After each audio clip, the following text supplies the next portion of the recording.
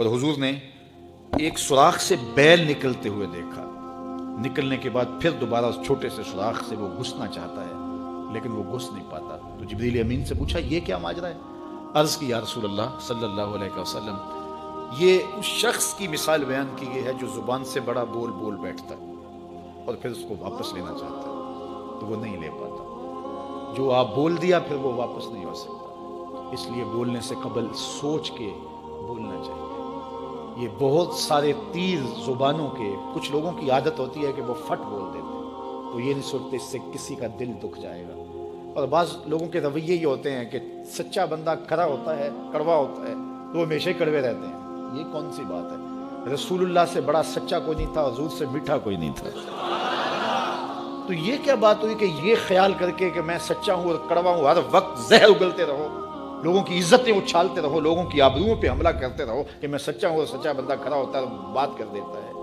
اپنی گفتگو کو کنٹرول میں کرو, کسی کا دل نہ توڑو, کسی کے دل کو اذیت نہ پہنچاؤ, خلق خدا کی بہتری کا سوچو, خود سہلو اپنے اوپر لیکن کسی کو تکلیف نہ پہنچاؤ. اللہ کے محبوب علیہ الصلوۃ والسلام جب ناراض ہوتے تھے تو اللہ کے محبوب علیہ السلام کے چہرے سے صحابہ پہچانتے تھے کہ حضور غصے میں. کوشش حضور کی ہوتی کہ کچھ نہ کہا جائے, اور اگر حضور علیہ السلام کچھ کہنا چاہتے تو پھر آقا کریم علیہ السلام اجتماعی طور پہ کہتے ہیں کہ بعض لوگوں کا یہ خیال ہے ایسا نہیں ہے ایسا ہے, تاکہ اس کو دیکھو کئی لوگ بھرے مجمع میں ایک شخص کو ٹارگٹ کرتے ہیں, ایسا کرنے سے اس کی عزت ہی باقی نہیں رہتی. اللہ کے محبوب ایسا نہیں کرتے تھے. جب کسی کو کہنا ہوتا تو بھرے مجمع میں حضور کہنے کی بجائے حضور ایک ویسے بات کرتے کہ بعض لوگ ایسے کرتے ہیں بعض ایسے کرتے ہیں, ایسے نہیں کرنا چاہیے, اور جس کا ماجرا ہوتا وہ سمجھ جاتا. تو یہ کوئی بات نہیں ہوتی کہ میں کھڑا آدمی ہوں, میں سچا آدمی ہوں, میں لوگوں کے دل چیرتا رہوں, میں لوگوں کے دل پر حملہ آور ہوتا رہوں, لوگوں کے جذبات سے کھیلتا رہوں, لوگوں کو تکلیف اور آزار پہنچاتا رہوں اور خلق خدا کے لیے میں تکلیف کا باعث بن جاؤں صرف اس بات پر کہ میں سچا ہوں.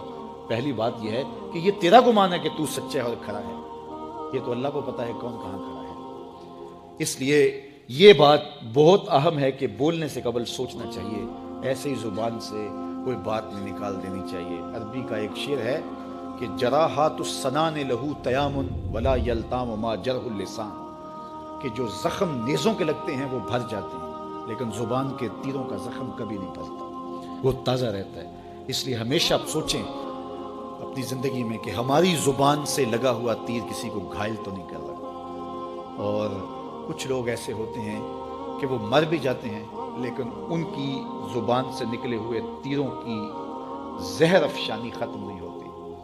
اور کچھ لوگ ایسے ہوتے ہیں ان سے اختلاف بھی ہوتا ہے لیکن اس کے باوجود کوئی ایسا جملہ نہیں ہوتا ہماری جانب ان کی طرف سے آیا ہوا جو ہمیں تکلیف دے. اختلاف اپنی جگہ ہوتا ہے لیکن جب وہ خیال میں آتے ہیں, جب وہ تصور میں آتے ہیں تو نفرت کے شرارے بھی پھوٹتے ہیں, محبت ہی پھوٹتی ہے. اس لیے ایسے بن جاؤ کہ لوگ تمہیں سوچیں, تمہارا خیال کسی کو آئے تو ساتھ پیار کی خوشبو آنے لگ جائے, نفرت کے شرارے نہ پھوٹیں کہ کوئی تمہارا خیال کرے تو اس کو تمہاری زبان کے برستے ہوئے تیر آنے لگ جائیں, تمہاری نفرت انگیز باتیں ان کو ستانے لگ جائیں اور وہ تمہارے خیال سے, تمہارے گمان سے, تمہارے تصور سے وحشت کھانے لگ جائیں. نہیں, خوبصورت زندگی گزارو, اپنی زبان کو کنٹرول میں کرو, اپنی زبان کو قابو